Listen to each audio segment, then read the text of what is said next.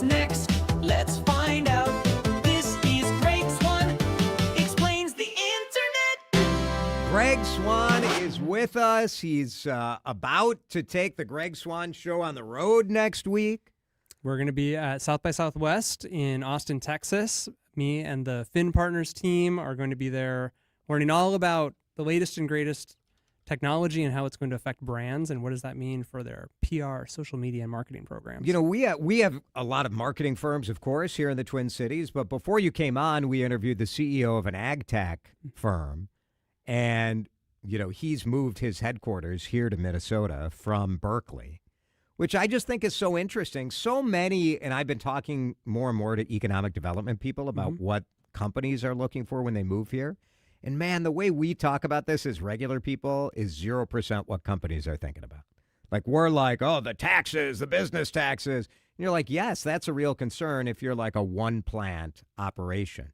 If you're a global company that thinks you're going to be a $100 billion company, you're really not that worried about corporate business tax. You're worried about, like, where are the smart people? And the talent pool here is unbelievable for marketing and for digital insights. And I even brought Cargill down to South by Southwest a number of years ago to do a sustainability dinner, which was wonderful. It's just interesting. Like, sometimes we think like we know what, I bet you should be asking that. And then I'm talking to economics. They're like, no, these companies, if you're moving headquarters, you're thinking about 10 or 20 or 30 years.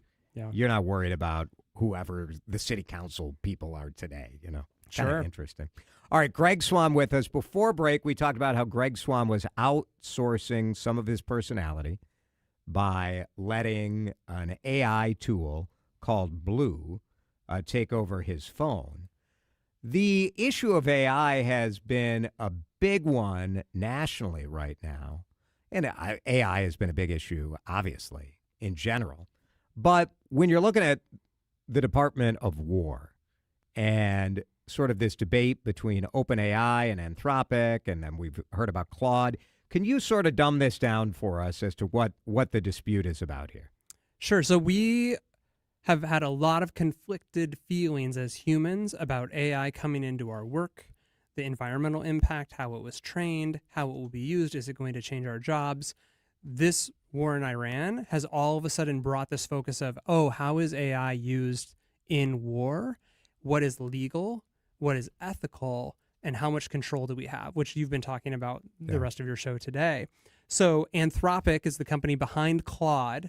They had a contract, they have a government contract, and have been providing services, including to the Department of War.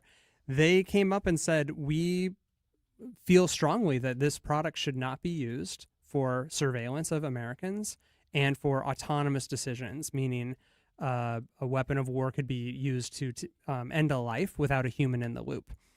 That created a lot of consternation, a lot of love from people on the internet of saying, hey, thanks for standing up for something, company. We haven't seen a lot of that lately, standing for what you believe. And also the government said, absolutely not. Because you've said this, we're going to blacklist you and you won't be able to use this from a federal perspective, which is essentially a poison pill for a company in the United States these days. And OpenAI, which is the company behind ChatGPT, came out and they said, of course they'd love the business. Sure. And they came in behind and said, okay, we have similar stance on red lines, but we essentially have different language and an interpretation that you can stand behind. And after there's a lot of public outcry, Sam Altman came out. Both companies are posting what they believe. The government is saying some things. And what I'm watching is what consumers are doing, because consumers are deleting ChatGPT. They are installing Claude. In fact, Claude climbed to the #1 app in the App Store over the weekend. ChatGPT uninstalls spiked by almost 300% in one day last week. My entire Threads feed is full of tutorials of how to migrate out of ChatGPT into Claude, because we don't have a lot of control over what's happening in Washington or what these companies do, but consumers do have control over where they spend their money and where they want to use AI in their personal lives. And that's sort of the sort of capitalist system working where regular people, the power we have is very much related to where we spend our money and what we install and what we uninstall. Yeah, and we've seen the same thing with Amazon, with big box retailer here in the Twin Cities. where that has been incredibly important. Also, this is a signal for other companies who already weren't speaking out about things like ICE or DEI or whatever, because they know that there's recourse. Right. And we're now seeing that in AI too. What I think is fascinating is that when I open this segment saying you buy a refrigerator, they don't really care what you put in it or not, as long as it's not illegal.